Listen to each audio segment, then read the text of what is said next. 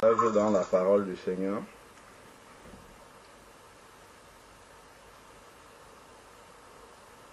C'est dans le livre de la Genèse, chapitre 24.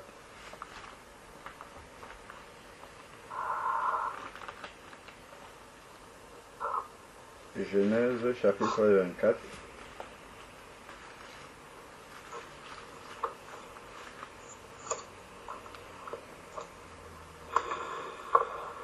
Alors, Genèse chapitre 24 nous parle du mariage de Isaac. Comme on le sait, Abraham a envoyé son serviteur pour chercher une épouse à son fils Isaac. Donc, nous connaissons bien l'histoire.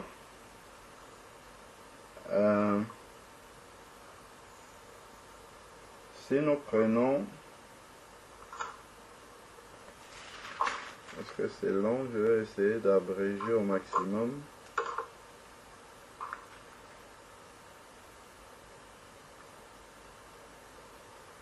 Alors,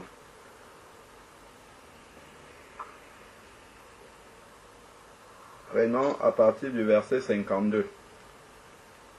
Donc, Genèse 24, à partir du verset 52. Il est écrit: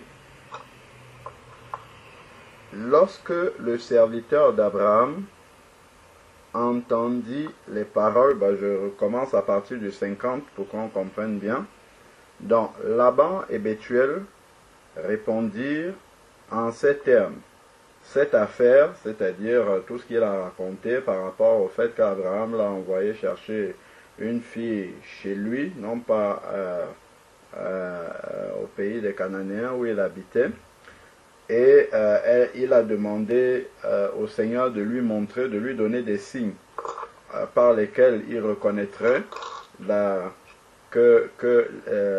femme qu'il rencontrerait et qui manifesterait les signes qu'il a demandé au Seigneur serait la femme effectivement que le Seigneur donnait à Isaac. Et tout s'est passé tel qu'il avait dit dans la prière. Donc maintenant au verset 50, Laban et Bethuel répondirent, donc ce sont le frère et puis la maman de Rebecca, et répondirent: cette affaire vient de l'Éternel, nous ne pouvons rien te dire pour ou contre. Rebecca est là devant toi, prends-la et va, et qu'elle devienne la femme du fils de ton Seigneur, comme l'Éternel l'a dit. La femme du fils de ton Seigneur, comme la femme l'a dit. Je vais insister un peu sur une phrase. Il dit, verset 51, Rebecca est là devant toi, prends-la et va.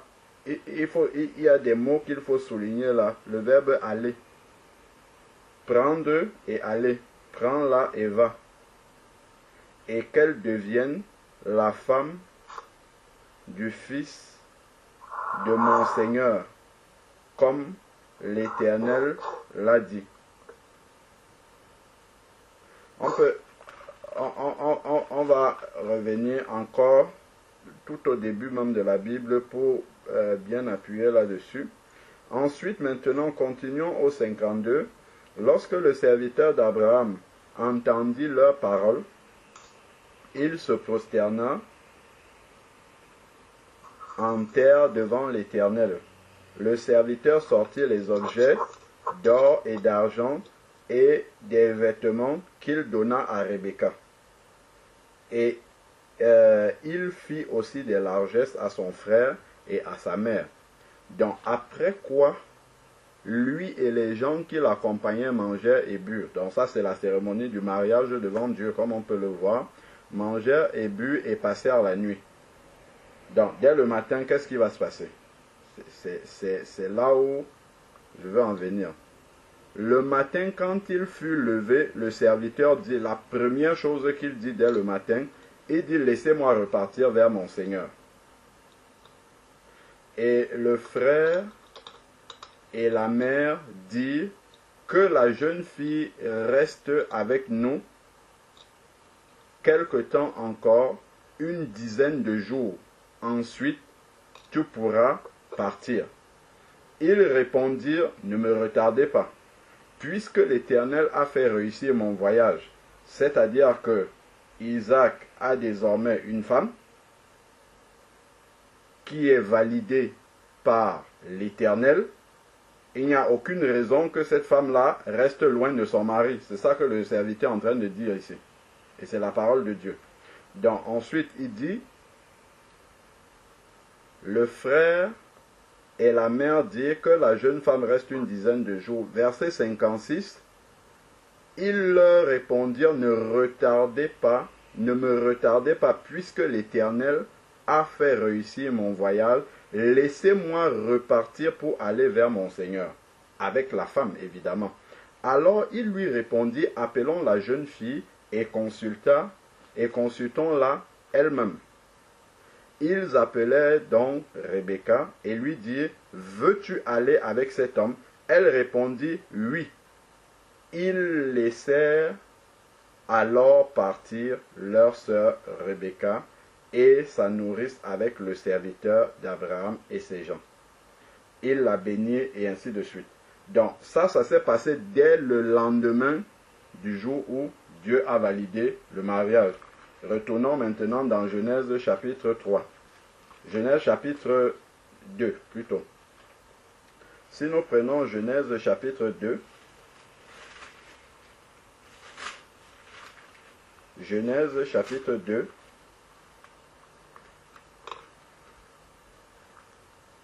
Genèse chapitre 2, à partir du verset 22. Genèse chapitre 2, à partir du verset 22, il est écrit, « L'Éternel Dieu forma une femme de la côte qu'il avait prise à l'homme, et il l'emmena vers l'homme. Et l'homme dit, cette fois-ci, c'est l'os de mes os, la chair de ma chair, c'est elle qu'on appellera femme. » Maman Tex, s'il te plaît, ton micro est ouvert. Merci beaucoup. Donc, c'est elle qu'on appellera femme, car elle a été prise de l'homme.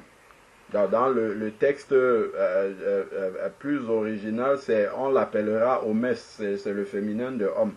Donc, ensuite, maintenant, verset 24, comme elle a été tirée de l'homme, regardons bien ce qui est ici.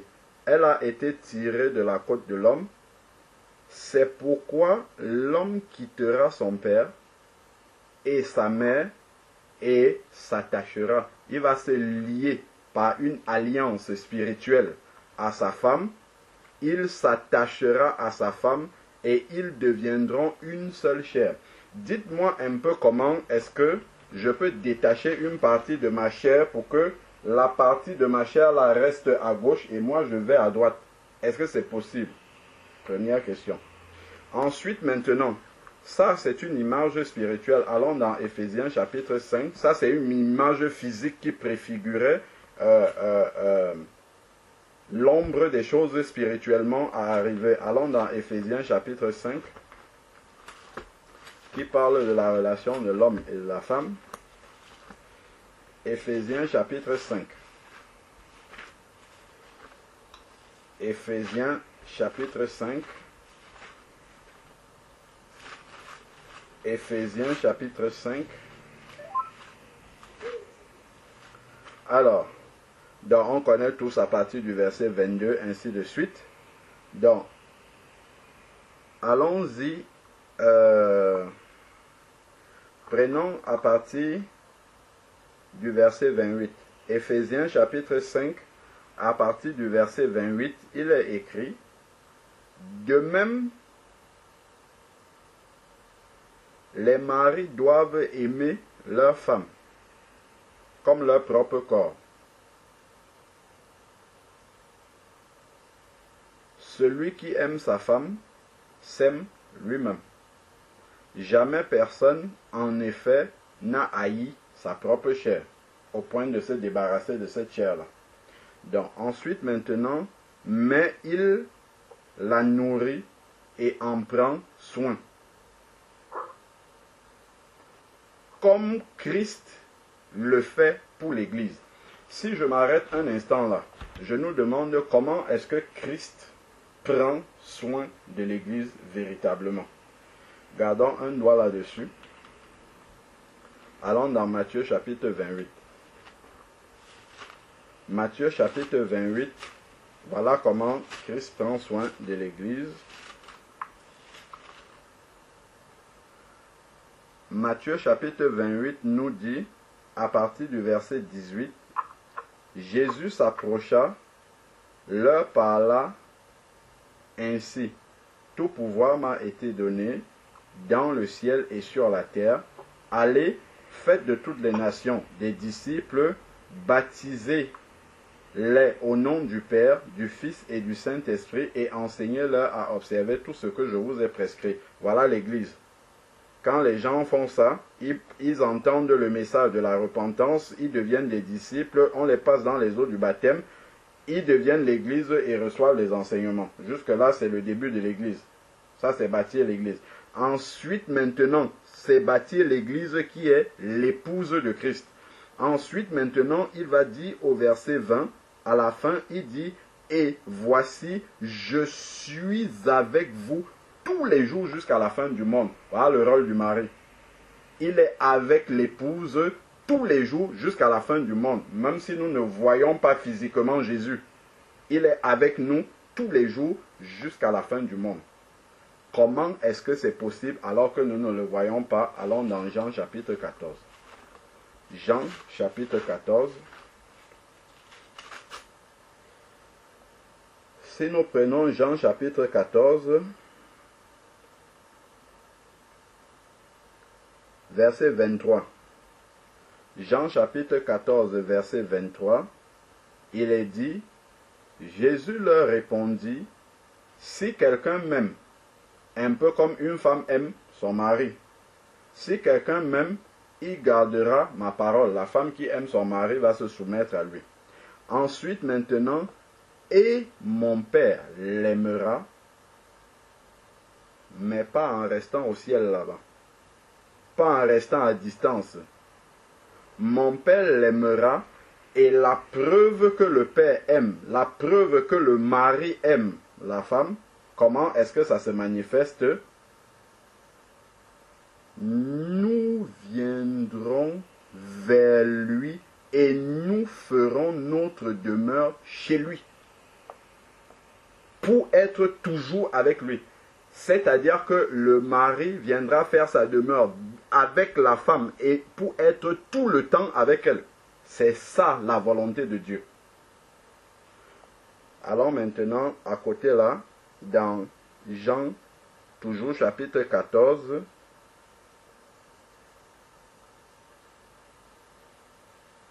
si nous prenons à partir du verset 17, il explique exactement maintenant, spirituellement, ce que le Père, le Fils viennent faire leur demeure en nous.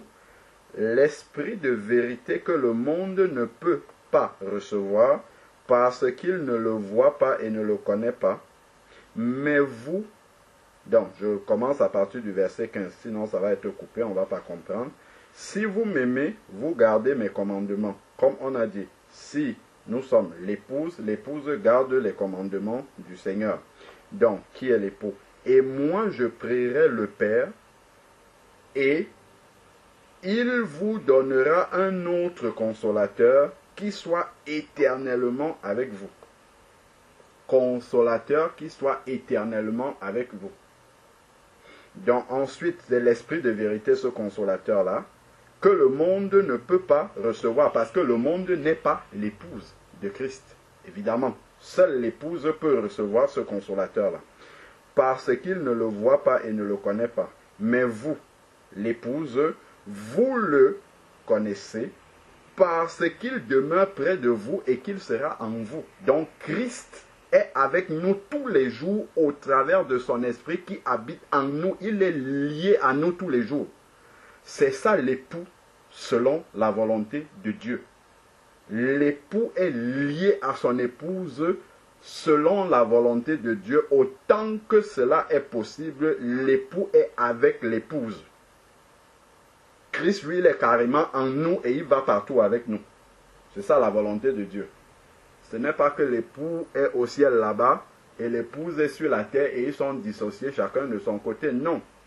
L'époux est en nous et va partout avec nous.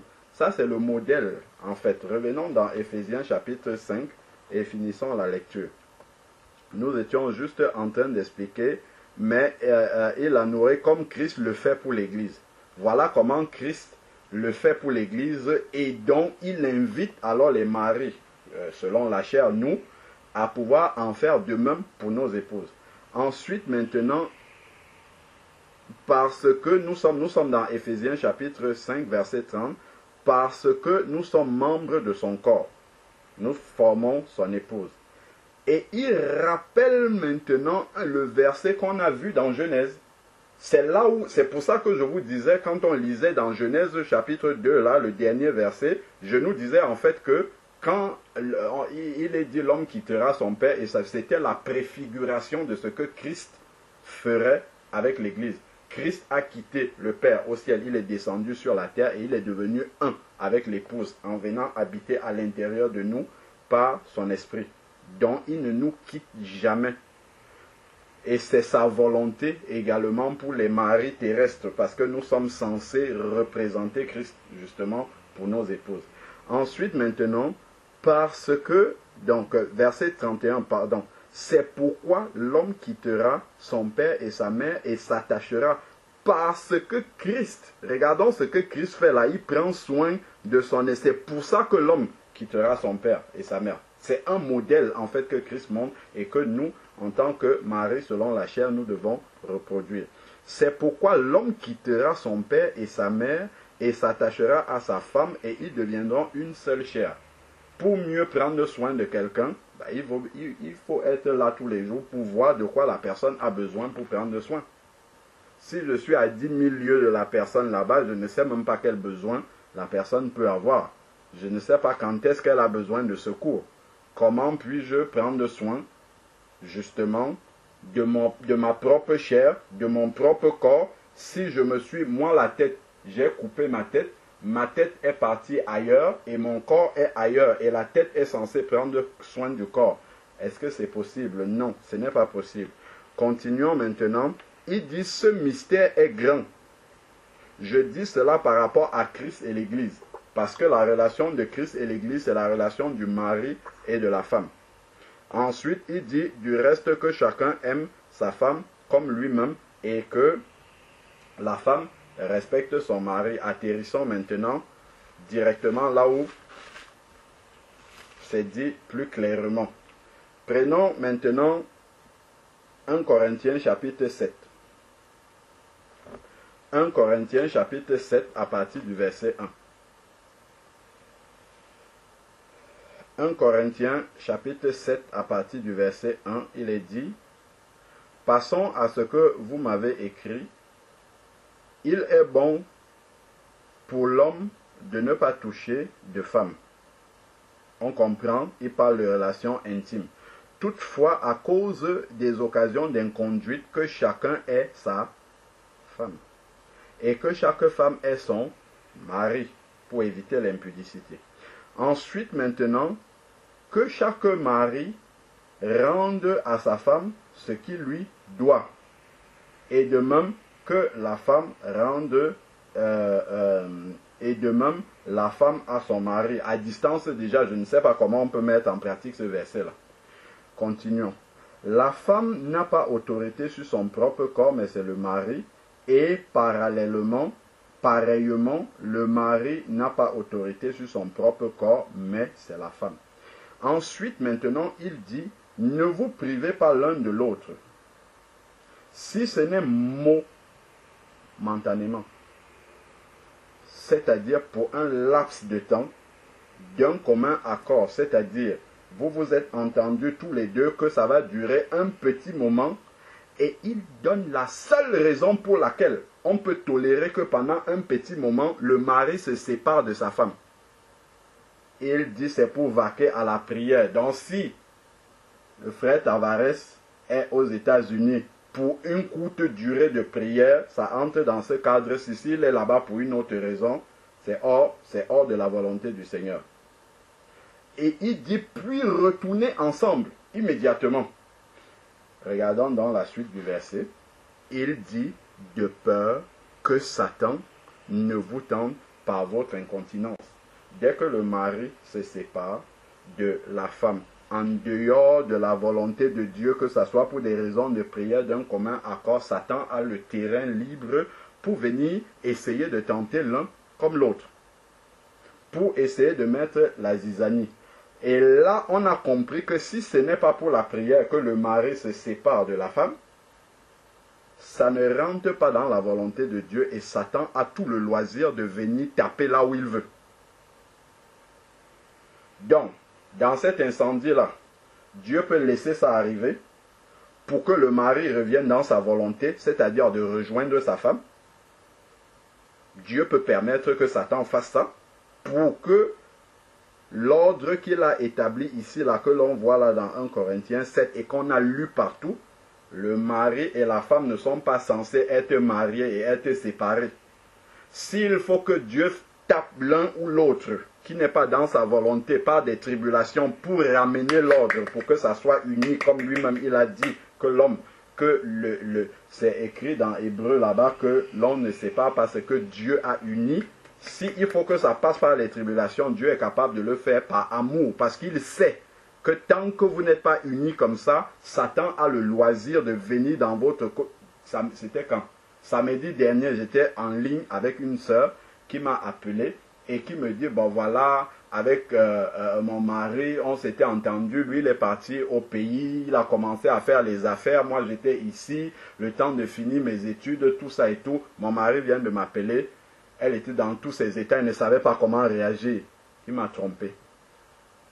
Bon, quand elle me dit, il m'a trompé, je ne sais pas comment réagir, je viens auprès de toi, frère, pour que tu me donnes un conseil. Elle-même me dit, c'est elle qui m'a ouvert les yeux sur le verset là. Elle dit, Dieu m'a parlé au travers de ce verset, sur le passage que je viens de nous lire là dans 1 Corinthiens 7. Dieu là, elle a pris un temps de jeûne et Dieu lui a montré ce passage là. Il lui a dit, vous êtes sortis de ma volonté, ce n'était pas pour des raisons de prière que ton mari est parti au pays, vous vous êtes séparés pour les raisons de la vie, parce que vous avez voulu avoir des projets selon ce monde-ci, vous avez ouvert une porte et l'ennemi a frappé.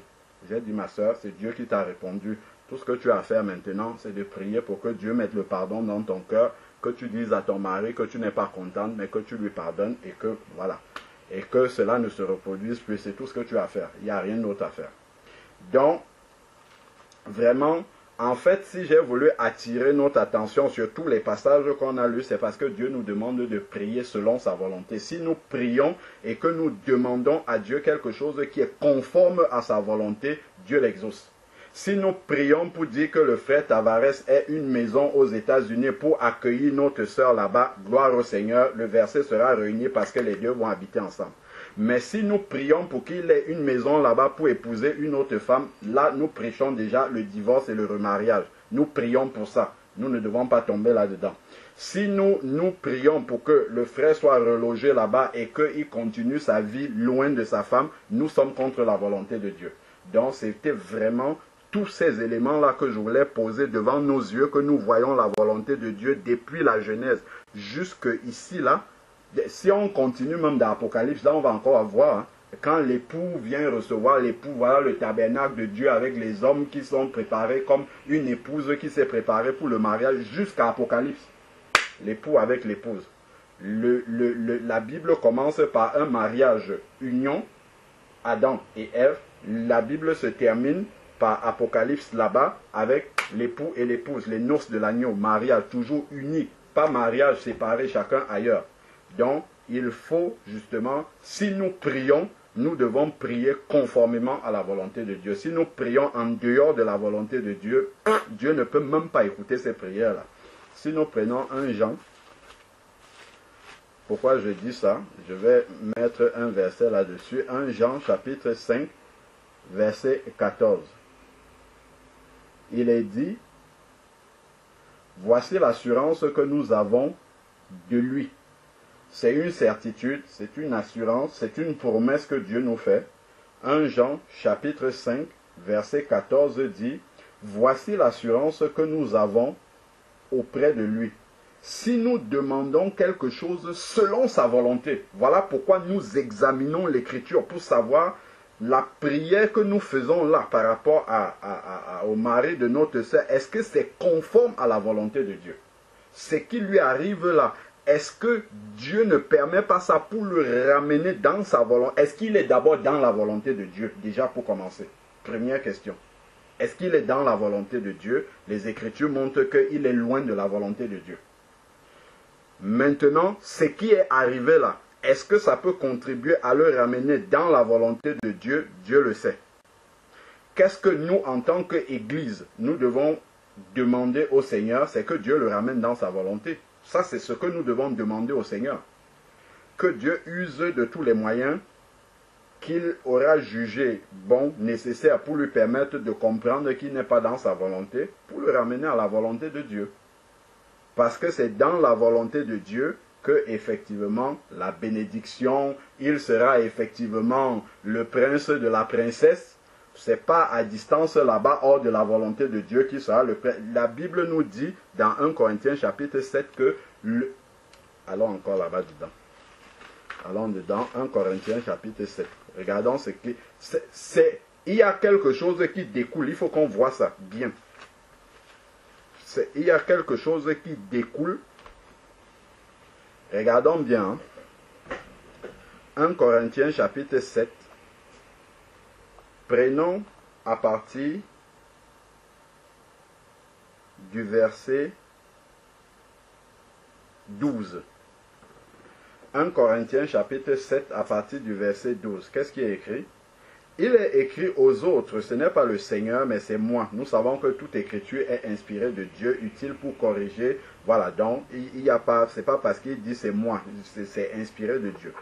Il dit si un frère a une femme non croyante et qu'elle consente à faire quoi? À habiter, à rester liée avec lui physiquement. Regardons bien les mots qui sont écrits là. Si elle consent à habiter dans le même toit, sous le même toit.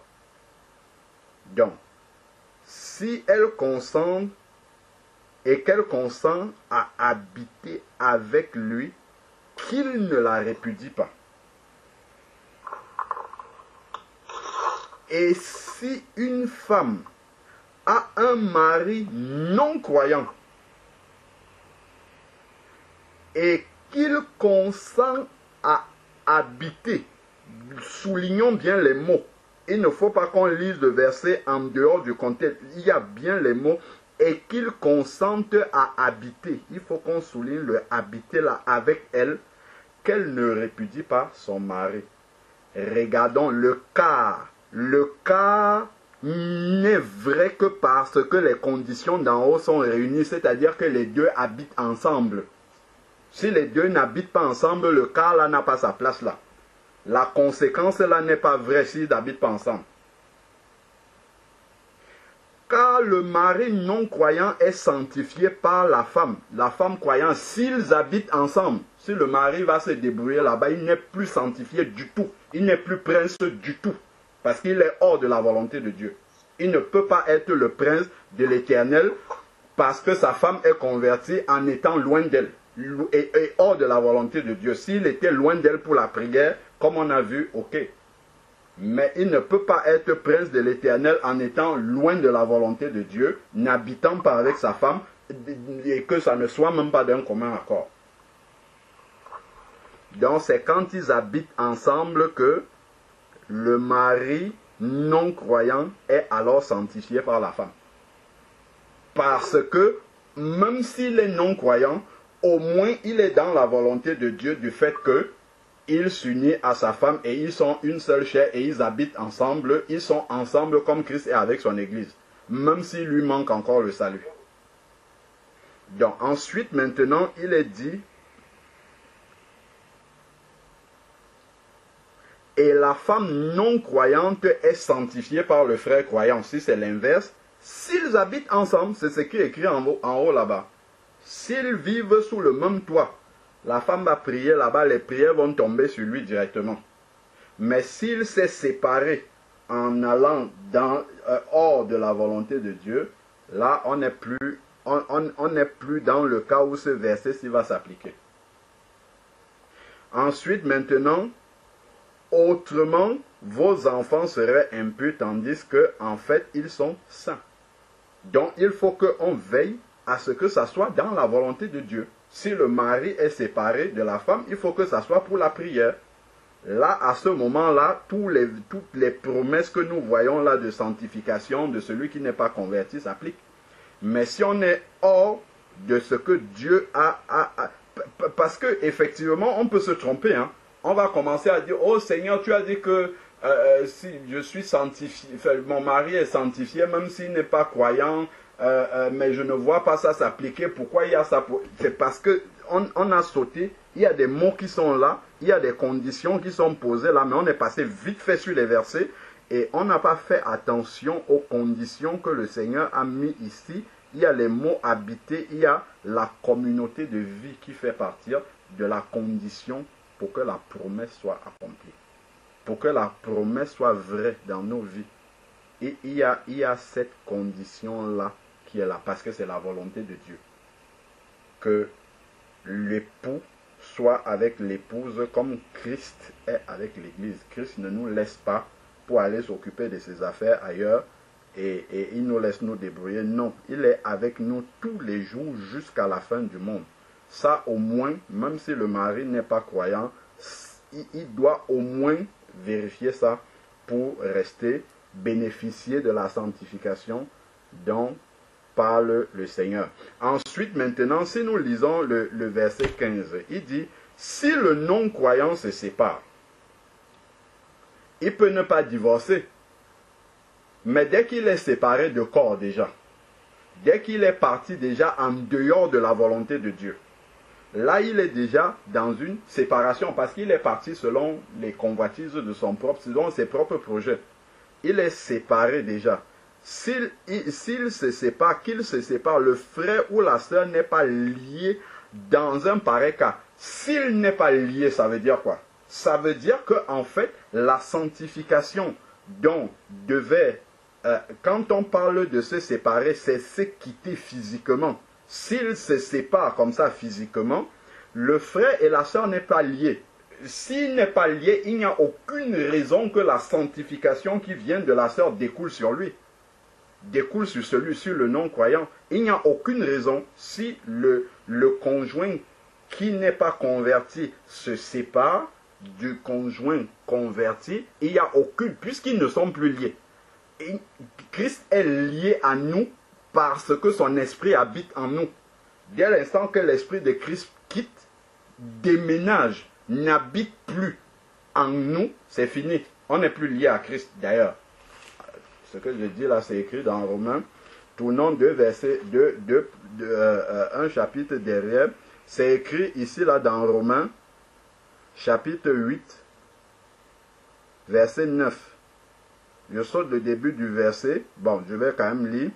Romains, chapitre 8, verset 9 dit, pour vous, vous n'êtes plus sous l'emprise de la chair, mais sous celle de l'esprit. Si du moins l'esprit de Dieu habite en vous. Et il dit, si quelqu'un n'a pas l'esprit de Christ, il ne lui appartient pas. Si l'esprit de Christ n'habite pas en nous, nous n'appartenons pas à Christ, donc nous ne sommes pas son épouse. Si l'époux n'habite pas avec l'épouse selon la volonté de Dieu et qu'ils se sont séparés selon d'autres raisons, il n'y a aucune obligation pour Dieu de faire découler les bénédictions qu'il promet pour le mariage dans votre couple. Voilà pourquoi il dit que ça ouvre une porte à Satan. Quand je dis dans votre couple, je ne parle pas spécialement du couple de la sœur, je parle de manière générale. En fait, ce sont des petites... Ce sont des petits détails qui sont dans la parole de Dieu auxquels on ne fait pas attention. Et on voit des couples qui battent de l'aile parce qu'on a négligé ces choses-là en fait. on est rentré dans des projets humains. Bon, l'autre va chercher la vie là-bas, l'autre ainsi de suite. Et donc, mais on pense que Dieu va bénir tout ça. Non, Dieu ne peut pas bénir ça parce que ce n'est pas la volonté de Dieu. Si un mari veut aller chercher la vie, il porte toute sa famille, il va chercher la vie avec la famille. Là maintenant, lui-même il va voir si c'est la volonté de Dieu qu'il aille faire ça. S'il arrive à subvenir aux besoins de la famille là où il va partir. C'est ça qui est la volonté de Dieu. Donc, nous devons vraiment comprendre que si on sort de cette volonté-là, immédiatement, Satan a quartier libre. C'est ce qu'on a vu là, de peur que Satan ne tente. Ça commence par l'incontinence. Les femmes vont tenter l'autre, ou bien les hommes vont tenter l'autre. L'autre, au lieu, même le mari même qui est converti, ou la femme qui est convertie, le conjoint converti, au lieu de demeurer dans la prière pour d'autres sujets, oh Seigneur, garde mon mari, que les femmes ne le tentent pas tous. Ben ça, c'est pas des sujets de prière qui devraient, normalement, dont elle devrait se préoccuper. Ça devrait, elle devrait prier pour autre chose. Mais voilà qu'elle va maintenant être complètement absorbée et passer du temps d'intercession dans ce... Bon, voilà, le Seigneur l'appelle à autre chose. Pas des temps d'intercession pour que Dieu surveille son mari là où il est. Non, c'est pas ça que Dieu... S'il est là à côté, voilà, ça c'est la volonté de Dieu. Et là, on prie pour autre chose. Donc, on a vu là que la volonté du Seigneur, c'est vraiment que les conjoints soient ensemble. Donc, on était au verset 15. Il dit, si le non-croyant se sépare, ben, dans ce cas, le frère, si le non-croyant se sépare, qu'il se sépare. Le frère ou la sœur n'est pas lié dans pareil cas. On a compris en fait que dès qu'il y a séparation physique en dehors de la volonté de la prière, que ça soit d'un commun accord pour la prière, là, dès cet instant-là, il y a déjà une séparation spirituelle. Même si vous êtes toujours liés par les liens du mariage devant, mais spirituellement, vous êtes déjà séparés. La sanctification, on a vu, ça vient lorsque les conjoints habitent ensemble. De même que lorsque Christ habite à l'intérieur de nous par son esprit, nous lui appartenons. Dès l'instant où l'esprit de Christ part, ou sort, ou n'est pas en nous, on ne lui appartient pas. Donc il n'y a aucune raison qu'on jouisse des bénédictions que Dieu promet à son enfant, alors que son esprit n'habite pas en nous. De même, le conjoint qui n'est pas converti, qui quitte le foyer, il sort de la volonté du Seigneur, il n'est plus lié à la sœur. Dans ces pareils cas-là, il n'y a aucune raison que la sanctification qui vient du frère, ou en tout cas du conjoint converti, puisse également l'atteindre. Il n'y a aucune obligation par rapport à ça. Le frère et la sœur ne sont pas liés dans pareil cas. Dieu nous appelle à vivre en paix. Ensuite, il termine, nous sommes dans 1 Corinthiens chapitre 7, verset 16. En effet, comment savoir, femme, si tu sauveras ton mari, ou comment savoir, mari, si tu sauveras ta femme. Donc, c'était juste ces quelques passages-là sur lesquels je voulais attirer notre attention pour qu'on prie conformément à la volonté de Dieu. Ça, c'est la première chose. Et surtout qu'on fasse attention aussi en tant qu'enfant de Dieu à être vigilant vraiment sur les conditions que Dieu pose pour que la bénédiction même et la protection de Dieu reposent sur le mariage. Quand Dieu dit que le mariage soit honoré de tous et que personne ne sépare ce que Dieu a uni, nous-mêmes, nous pouvons séparer. On voit souvent seulement les jaloux. Voilà, comme on dit, les jaloux de l'extérieur qui viennent avec les problèmes pour immiscer dans notre couple. Mais nous-mêmes, nous pouvons séparer ce que Dieu a uni en sortant de la volonté de Dieu. Par exemple, en faisant un projet où le mari se sépare de la femme hors de la volonté de Dieu, nous-mêmes, nous sommes en train de séparer ce que Dieu a uni. Comment? Parce que nous ouvrons la porte à l'ennemi, c'est écrit là.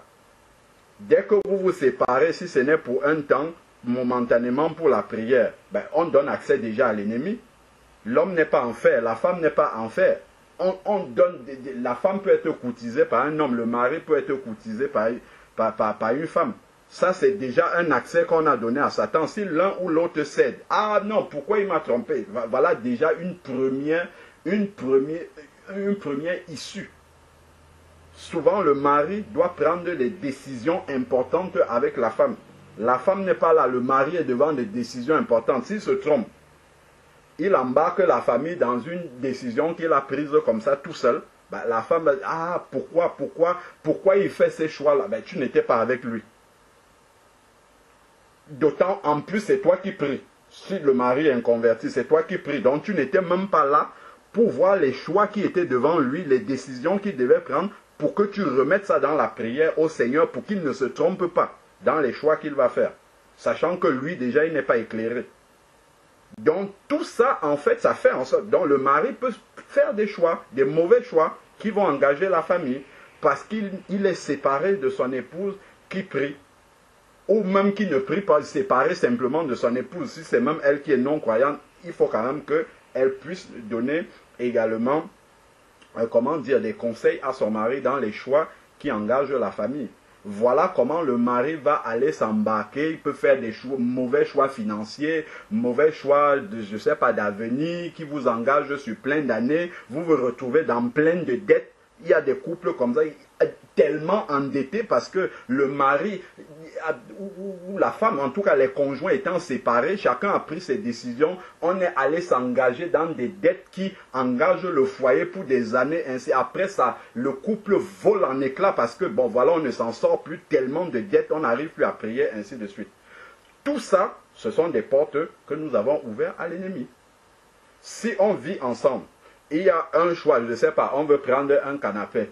L'un dit, toi-même tu vois qu'on n'a pas l'argent, attendons le mois prochain, cotisons encore. Non, je veux quand même. Non, tu vois qu'on n'a pas d'argent. Déjà, le fait de discuter comme ça, le mari qui prend la décision, ça travaille, finalement, il peut arriver qu'il se retienne et qu'il n'aille pas faire un crédit. S'il est tout seul, oh, si je prends ce beau canapé-là, je fais crédit sur 2 ans, 1 an, mais ça va même faire plaisir à ma femme. Quand tu arrives, pourquoi tu as pris la dette? Ben, la dette est déjà là. Tu vas dire pourquoi tu allais t'embarquer dans une dette. Tu n'étais pas là. Vous êtes séparés. Mais tout, en fait, si on étudie comme ça petit à petit, vous allez voir, le Seigneur a parlé par la bouche de l'apôtre Paul, il a juste parlé de l'incontinence, mais ça peut il y a d'autres choses, hein. C'est pas que les relations physiques avec d'autres femmes, il n'y a pas que l'adultère, il y a autre chose là-dedans. Le fait d'être séparé physiquement, il y a beaucoup de choses qui vont faire en sorte que, voilà, ça peut engendrer des problèmes. La sœur, par exemple, pour prendre un cas concret, la sœur est devant une situation, elle a à cœur de retourner au pays, soit son mari est d'accord. Supposons qu'elle n'a pas demandé à son mari, par exemple, si elle peut vendre les effets de la maison. Elle vend tout. Le mari, lui, ce n'était pas ce qu'il voulait. Il voulait que tout reste là. Mais elle, dans son bon sens, elle a jugé qu'il fallait vendre. C'était la bonne chose à faire. Mais si elle n'a pas discuté avec lui, il va s'énerver. Elle va dire, moi j'avais raison, lui va s'énerver, mais comme il n'est pas sur place pour qu'ils discutent ensemble, pour prendre une décision par rapport à ça, voilà déjà Satan qui a mis son grain de sel là-dedans, les palabres, et on est maintenant en train de prier, oh Seigneur, ramène la paix, ainsi de suite, alors que ce sont des choses qui auraient pu être évitées si on était dans la volonté de Dieu. Donc, quand Satan rôde comme un lion rugissant, c'est vrai, cherchant qui va dévorer, mais pour éviter justement qu'il nous dévore, il faudrait que nous nous assurons de nous mettre dans la volonté de Dieu. Il faut que nous travaillons à rechercher cette volonté de Dieu-là. Parce que si on laisse justement, les envies, les convoitises de ce monde prendre le dessus, en fait, on va sortir de la volonté de Dieu. Et forcément, une fois qu'on est hors de la volonté de Dieu, il y a des combats qui vont arriver qu'on aurait pu éviter. C'est vrai qu'il y a des déserts dans lesquels Dieu nous emmène, comme Jésus-Christ a été conduit dans le désert pour être tenté par Satan. Non pas par Satan, mais c'est l'Esprit de Dieu qui l'a conduit là-bas. Il y a des déserts comme ça. Mais il y a d'autres déserts que nous-mêmes nous sommes allés chercher. Parce que nous nous sommes mis hors de la volonté de Dieu. Et là, ce genre de désert-là, c'est très difficile. Parce que c'est nous qui sommes allés les chercher en nous mettant en dehors de la volonté de Dieu. Et là, je vais dire, je lève les yeux vers les montagnes, d'où me viendra le secours? Le secours me viendra de l'Éternel. Non, l'Éternel, ce qu'il va te dire, c'est mets-toi dans ma volonté. Si tu es dans ma volonté, voilà le secours déjà. Tout de suite, quand tu vas revenir dans ma volonté, les choses vont se mettre en place normalement. Tu verras qu'il n'y a même pas de problème. Donc, vraiment, voilà un peu quelques exhortations que je voulais nous apporter par rapport au mariage, par rapport à la bénédiction de Dieu sur le mariage. Il y a des conditions par rapport à ça, que les couples soient mariés, non mariés, ainsi de suite. Il y a comment dire, il y a comment on appelle encore ça, des flèches que l'ennemi veut envoyer sur des couples, mais si on est avisé déjà comme ça par la parole de Dieu, on peut éviter ces flèches-là. Il y a d'autres qu'il va essayer d'envoyer, mais il y en a certains déjà dont le Seigneur a déjà attiré notre attention dans la parole qu'on peut déjà prévoir et éviter de tomber là-dedans. Amen.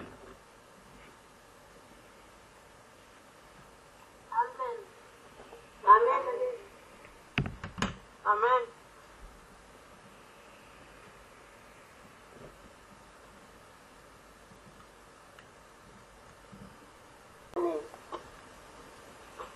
Amen.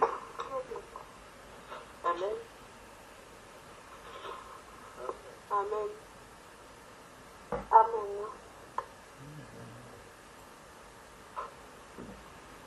Je peux apporter un complément au message que le frère a apporté tout à l'heure. Déjà, je veux rendre grâce à Dieu parce que le message que le frère a apporté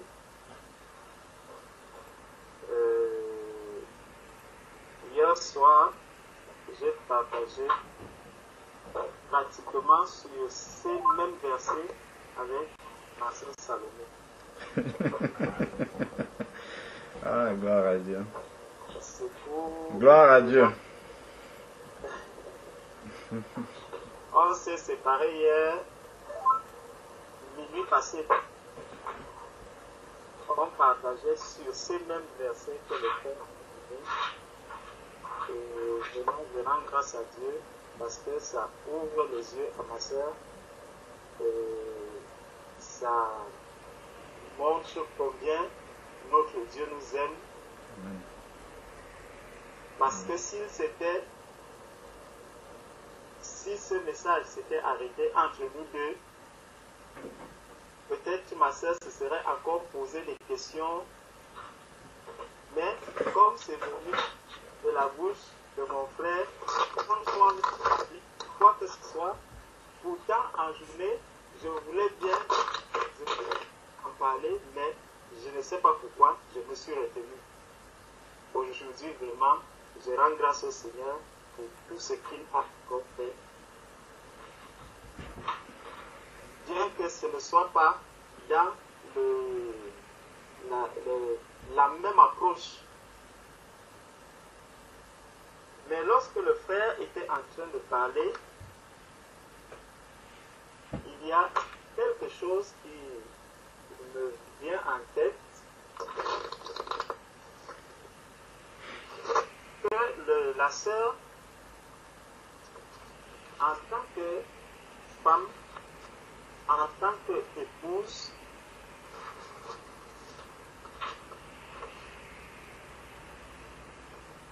aujourd'hui, c'est elle qui est enfant de Dieu. Donc, elle porte un peu de son ménage sur elle. Ça veut dire que dans un ménage, lorsque c'est l'homme, l'homme reste toujours le chef de la famille, qu'il soit ou pas converti, mais sauf que la charge que l'un ou l'autre va porter, c'est celui qui est converti, généralement, qui porte le fardeau du couple. Et c'est ça les pleurs de ma soeur pour aujourd'hui. Si je le dis, c'est parce que le Seigneur recommande aux hommes, à l'homme, d'aimer son épouse. Et je dis encore merci au Seigneur pour ce qu'il a mis dans la bouche de ma sœur Florence, parce qu'elle a parlé de l'intelligence, de la sagesse. Je ne sais plus très bien si c'est l'intelligence ou la sagesse, le mot qu'elle a utilisé. Et ça rejoint encore le premier verset même que j'ai pris hier soir, de Romains 2, verset 12. Qui nous dit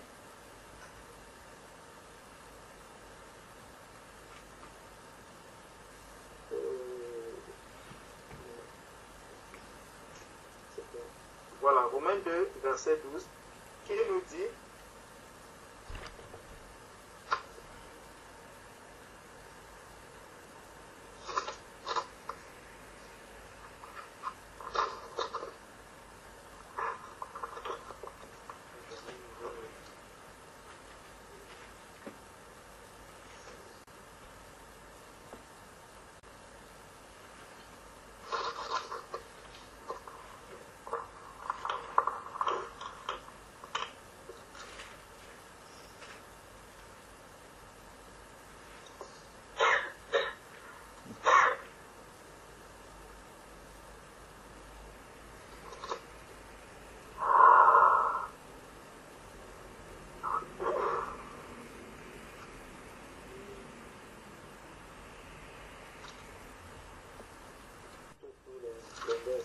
Romains 12, verset 2.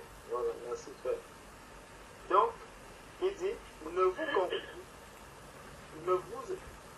vous conformez pas au siècle présent, mais soyez transformés par le renouvellement de l'intelligence, afin que vous discerniez quelle est la volonté de Dieu, ce qui est bon, agréable et parfait.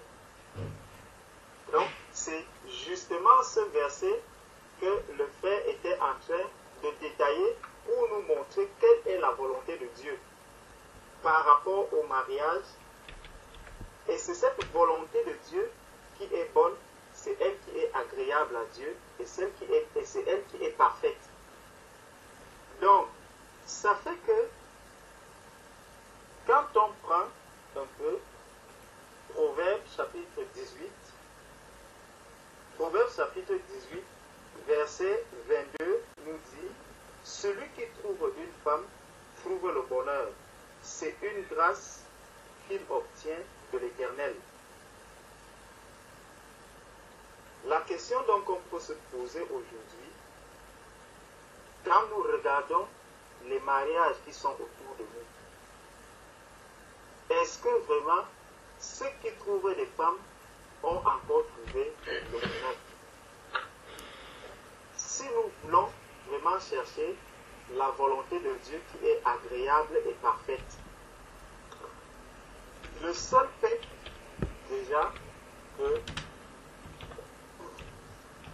savoir que mon épouse est à des milliers de kilomètres de moi montre déjà une chose, que je suis en train, comme je disais, de m'éloigner de cette volonté de Dieu. Et beaucoup de mariages, là nous avons le cas de l'éloignement, mais nous avons aussi quelque chose qui peut même ne pas être l'éloignement, mais qui s'assimile à l'éloignement. Quand nous avons dans un ménage 2 personnes et que les deux pratiquement ne se voient jamais, soit à cause du travail, là aussi on n'est plus dans la volonté de Dieu. Sœur était en train de pleurer, elle est en train de prier au Seigneur parce que nous avons entendu plusieurs fois la sœur qui dit vraiment son souci, c'est d'aller rejoindre son mari. Le Seigneur nous dit, Marie, aimez vos femmes. Donc, celui qui n'a pas l'intelligence renouvelée, déjà pour lui, il ne peut pas savoir ce que c'est que l'amour. Il ne saura pas ce que c'est que l'amour. Et c'est pour ça que ça devient déjà un gros fardeau pour nous qui sommes mariés à des inconnus.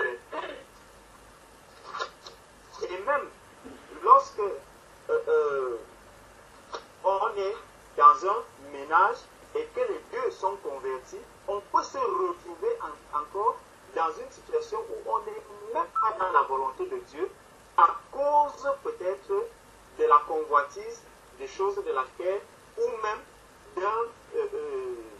des fonctions que nous occupons dans la société. Supposons une femme qui travaille de nuit, le mari qui travaille de jour. Si les deux n'ont jamais la possibilité de se rencontrer, ils ne sont pas différents des personnes qui sont séparées. S'ils doivent se rencontrer régulièrement au couloir devant Dieu, c'est aussi une séparation. Le Seigneur a dit la seule condition, le seul moment de séparation, c'est au moment de la prière. Ne vous privez pas l'un l'autre. C'est ce qu'il est en train de dire. Donc nous comprenons, quand on dit, allons un peu, revenons un peu là-dessus.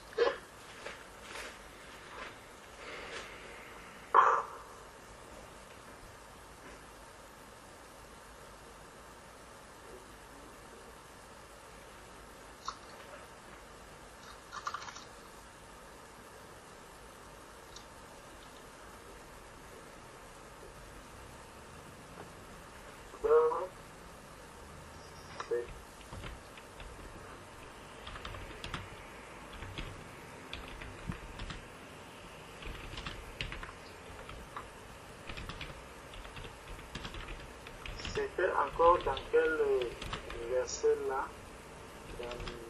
C'était dans 1 Corinthiens, parce que c'est dans 1 Corinthiens 7.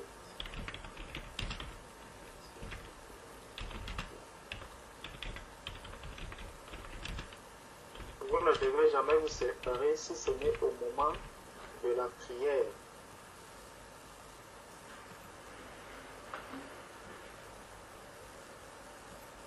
1 Corinthiens chapitre 7, et puis c'est le verset 5. Le verset 5. Je cherche avant, je cherche la minute. Voilà. Commençons au verset 1. Pour ce qui concerne les choses dont vous m'avez écrit, je pense qu'il est bon pour l'homme de ne point toucher de femme. Toutefois, pour éviter l'impudicité, que chacun ait sa femme et que chaque femme ait son mari. Que le mari rende à sa femme ce qu'il lui doit et que la femme agisse de même envers son mari. Donc nous comprenons bien que ça c'est déjà les questions de... ça rentre déjà dans l'intimité du couple. Ça rentre dans l'intimité du couple de l'homme et de la femme. La femme n'a pas autorité sur son propre corps, mais c'est le mari. Et pareillement, le mari n'a pas autorité sur son propre corps, mais c'est la femme. Bon. Ça veut donc dire que si le travail même que j'exerce vient m'amener à me priver de mon épouse ou de mon mari, là aussi je suis déjà en dehors de la volonté de Dieu. Donc, la convoitise des choses du monde, parce que je vais aller réaliser des projets, ça peut être une raison. Ça peut même, nous pouvons même aussi être dans la même maison, mais être aussi en dehors de la volonté de Dieu.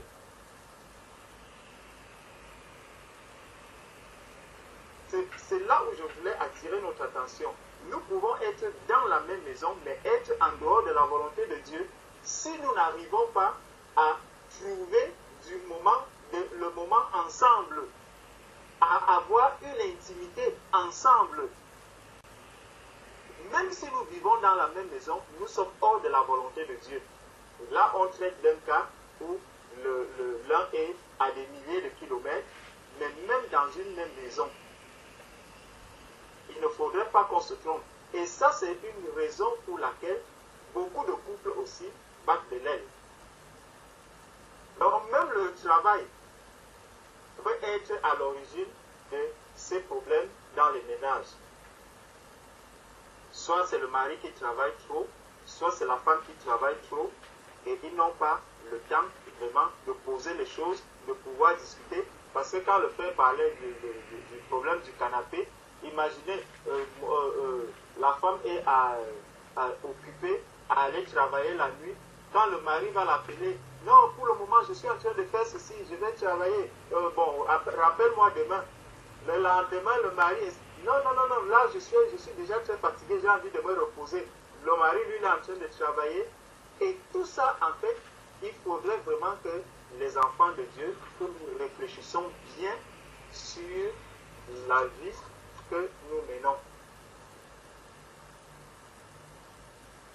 Il ne faudrait pas que quelque chose vienne entraver vraiment le bon fonctionnement de notre ménage et de notre vie. Parce que lorsque Dieu a dit qui a trouvé la femme, a trouvé le bonheur, il ne faudrait pas que l'homme à qui le Seigneur a dit, a donné le commandement d'aimer son épouse et à qui, en lui rappelant que la femme, son épouse, lui doit soumission, que l'homme ne prenne pas la soumission de la femme comme étant une sorte de dictature. Parce que tu ne peux pas trouver le bonheur auprès d'une personne sur qui tu exerces de la dictature. Si donc, cet homme qui est parti, la question c'est de savoir, est-ce que ma soeur a même validé que son mari s'en aille? Est-ce que nous les hommes aujourd'hui demandons encore à nos épouses, est-ce que je dois acheter le canapé? Ou alors tu te lèves directement, tu achètes le canapé, tu dis mon épouse est soumise. Donc, même si j'apporte un canapé qui coûte 500 000 €, dès qu'elle, je lui dis tu es soumise, donc tais-toi. Le canapé, c'est moi qui l'ai acheté, je l'ai acheté avec mon argent. Le système nous a introduit maintenant dans des mariages à bien séparer, mariage bien ceci, tout cela, ça ne peut pas glorifier le nom du Seigneur. Si quelqu'un est déjà dans un mariage à bien séparer, tu es déjà en dehors de la volonté de Dieu. Amen. Dieu nulle part on ne voit ces choses-là dans la Bible. Et ça vient déjà nous montrer vraiment quand le Seigneur dit que les histoires de concubinage, mariage, remariage, tout cela n'a aucun sens. Parce que généralement, quand vous voyez un homme, vous allez épouser un homme qui est déjà marié une fois. Dans un deuxième mariage, il va dire non, il commence à être prudent. Il dit non, je ne veux pas me remarier, je ne veux pas faire le mariage bien commun parce que lors de mon premier mariage, la femme qui est partie, on a séparé, on s'est divisé, on s'est réparti les biens, j'ai beaucoup perdu et maintenant je ne veux plus rentrer dans le même panneau. Donc là, d'office, tout cela en fait c'est des manipulations que le malin est venu déposer dans le monde pour éloigner les enfants de Dieu de la volonté du Seigneur. Pour nous détourner en fait de toutes les bénédictions que le Seigneur a promis dans le cadre du mariage.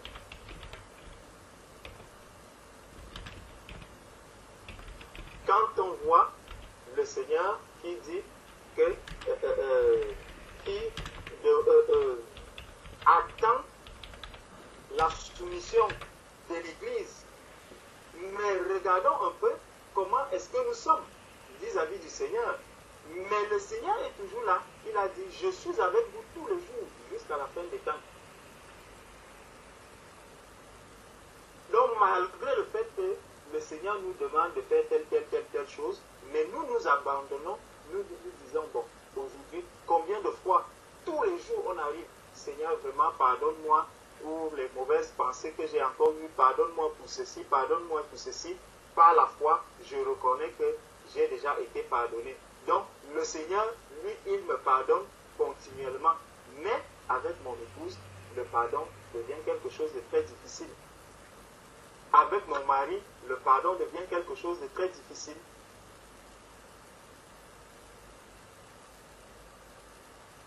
Il faut donc qu'on ouvre bien les yeux sur la volonté parfaite du Seigneur. Seigneur, ce qui peut vraiment réjouir le Seigneur dans notre couple. L'amour, la soumission n'est pas la dictature. Mon épouse doit se soumettre à moi, cela ne signifie pas que je dois faire la dictature à mon épouse. Maintenant, mon épouse m'est soumise, il faut aussi que je puisse l'aimer. Mais si mon mari ne m'aime pas, cela ne veut pas dire que moi aussi je ne dois pas me soumettre à mon mari. Même si mon mari ne m'aime pas, je dois me soumettre à lui. Faites à autrui ce que vous aimerez qu'on vous fasse. Donc, si le Seigneur me demande, me recommande d'aimer mon épouse, même si mon épouse ne m'est pas soumise, moi, je dois l'aimer. Et si moi, je n'aime pas, et si moi, mon épouse ne m'est pas soumise, je dois l'aimer. Et si mon mari ne m'aime pas, moi, la femme, je dois être soumise à mon mari. Là, je suis dans la volonté de Dieu. Je serai dans la volonté parfaite de Dieu. Et je vais voir comment est-ce que Dieu lui-même va agir dans ma vie et dans toutes les situations de notre couple. Donc, c'est juste cet aspect de la chose que je voulais encore relever par rapport à ce que le frère avait déjà dit. Que ouvrons bien les yeux dans notre vie, dans ce que nous faisons par rapport à notre ménage, par rapport à notre vie de tous les jours dans notre couple, pour que nous ne soyons pas en dehors de la volonté de Dieu sans même le connaître, sans même le savoir. Il faut qu'on sache quelle est la volonté parfaite de Dieu par rapport à notre couple. Amen. Amen.